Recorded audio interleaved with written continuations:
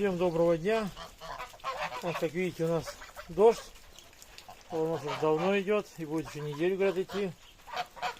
Отгадайте, кто рад такой погоде. Не скажу название птицы, я думаю, догадаетесь сами. Ну, при виде меня, естественно, они уходят, потому что они рядом с моим домом. Так что так вот, все, теперь они гуляют целый день у меня на улице.